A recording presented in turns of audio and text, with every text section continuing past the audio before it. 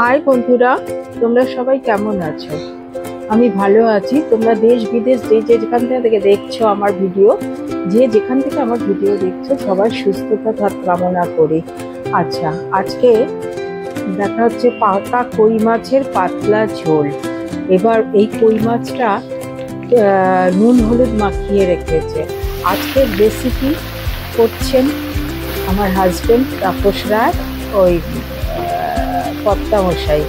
আচ্ছা, নুন হলুদ মাখানো মাছগুলো গরম তেলে ভেজে দিল।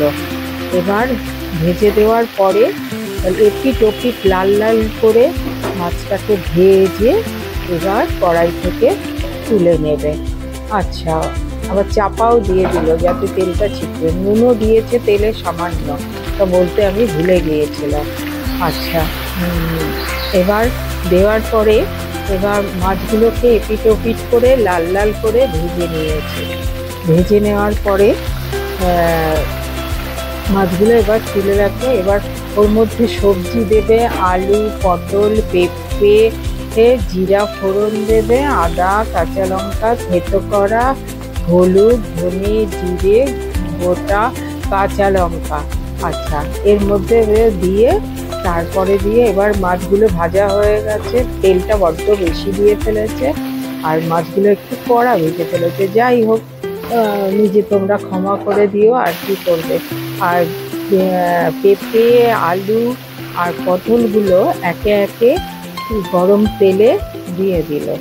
দিয়ে আস্তে আস্তে করে একটুখানি এপিট ওপিট করে লাল লাল লাল লাল করে ভেজে দিতে হবে। লাল লাল লাল লাল করে ভেজে দিতে হবে। এবার ভেজে নিয়ে এবার কি করবে, সামান্য একটু হলুদ দেবে। হলুদ দিয়ে লবণ দেবে। লবণ দিয়ে আবার একটু নাড়াচাড়া করবে।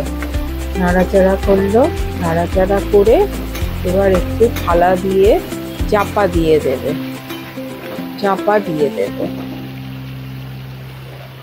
হলুদগুলো চাপা দিয়ে দেবে। আচ্ছা, এবার চাপা দেওয়ার পরে কি হলো, আবার চাপাটা তুলে নিয়ে দেখা গেল যে সবজিগুলো সব মোটামুটি ভালোভাবে ভাজাই হয়ে গেছে। আচ্ছা, এবার ভাজা হয়ে গেছে সবজিগুলো। এবার একে একে সবজিগুলো তোলার পালা।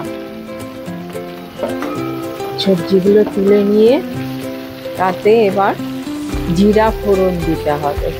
সবজিগুলো তুলে নিয়ে জিরা ফোড়ন দিতে হবে। এবার জিরা ফোড়ন দেবে। জিরা ফোড়ন দিয়ে কি করবে, এবার আদা থেতো করে রাখা আদা কাঁচা লঙ্কাটা দেবে। শুকনো লঙ্কা কিন্তু একদমই দেয়নি কর্তামশাই। আচ্ছা, আদা কাঁচা লঙ্কা থেতোটা তেলের মধ্যে একটু নেড়ে চেড়ে নেবে। তারপরে হলুদ গুঁড়ো একটু দেবে, তারপরে ধনে জিরের গুঁড়ো দেবে, তারপর সবজিগুলো দেবে।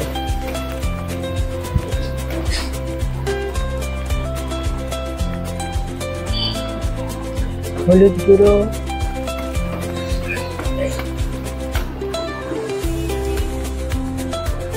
ধনে জিরের গুঁড়ো,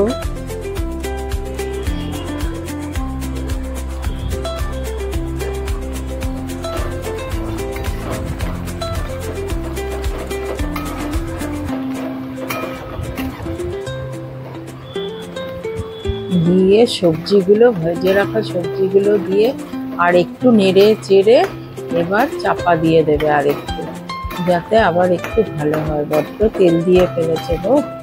আচ্ছা, যাই হোক, রুজির ঝোল, তাতেও একটু তেল দিয়েছে। যাক কি আর করা যাবে বলো, করেছে, এটাই বড় ব্যাপার। আচ্ছা, এবার কর্তামশাই নাড়াচাড়া করছে। নাড়াচাড়া করে এবার মনে হয় জল দেবে। লবণ দিয়ে এবার জল দেবে। জল দিয়ে দিল।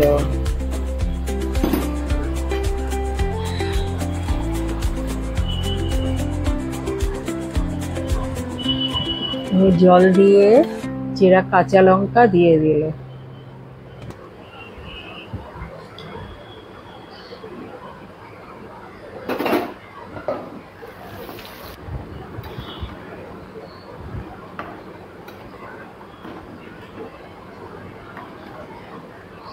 তারপর মাছগুলো দিয়ে দিল, দিয়ে এবার নাড়াচাড়া করতে লাগলো।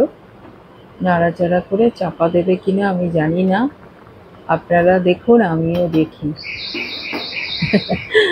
আচ্ছা, ব্যাস, চাপা দিল না, হয়ে গেল মাছের ঝোল। এর মাছে পাকা কই মাছের ঝোল। ফিশার পাকশালাকে লাইক, কমেন্ট, সাবস্ক্রাইব করতে আপনারা ভুলবেন না। সবজিগুলো সেদ্ধও হয়ে গেছে, চাপাও দিয়েছে, ওটা আবার এডিটের সময় ভুল করে ফেলেছে। এটাই হয়েছে মেন ব্যাপার, যার জন্য আমার ভয়েস ওভার দিতেও খুব অসুবিধা হচ্ছে। আচ্ছা, এবার একে একে সব কিছু দিয়ে, ঝোলটা খেতে ভালো হয়েছিল কিন্তু ভয়েস ওভার দিতে আমার খুব অসুবিধা হয়েছে। আচ্ছা, এবার মাছের ঝোল রেডি টু সার্ভ।